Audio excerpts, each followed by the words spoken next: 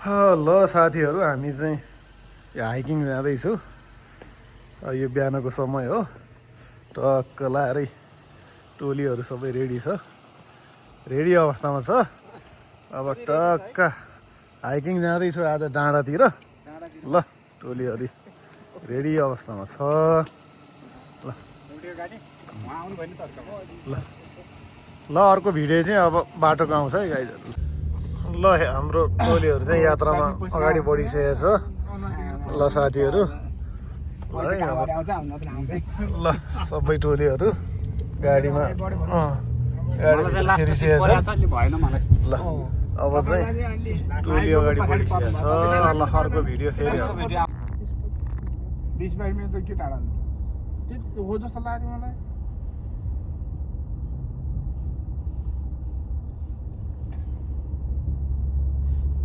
अब टाइममै आनी हो आज अब घुम्न आइयो। हिजोबाट देखायो जाने आफैलाई जानिँदैन। स्पिड छ त किन यसले ढिलो गराएको 40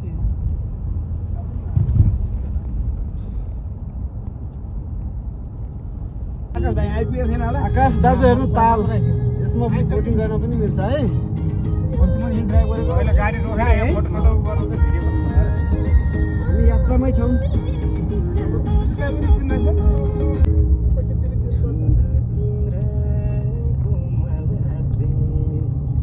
गाडी चलाउँदै बढाएको पुरै हानेर यता नेपालको याद आउँछ होइन दाजु। लभल्यान्ड वाइन डाँडा माथि हिँड्ने क्या आज। Take a slight left turn, then arrive at your destination. नेपालको याद आइरहेछ पुरै।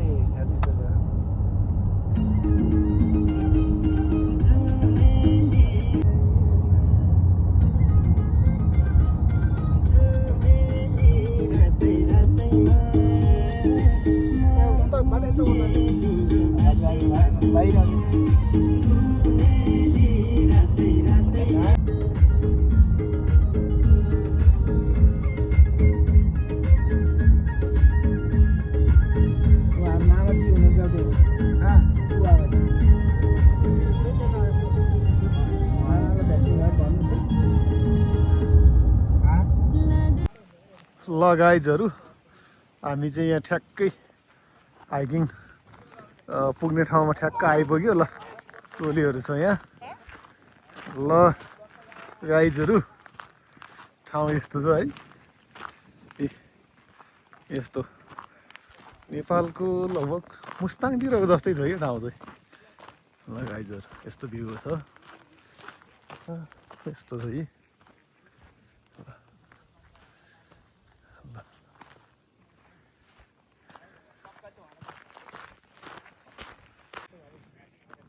ल यस्तो डाँडा काँडा छ साथीहरू।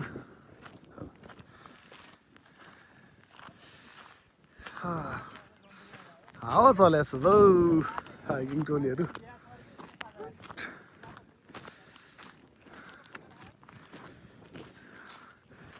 डाँडामा घर पनि छ साथीहरू।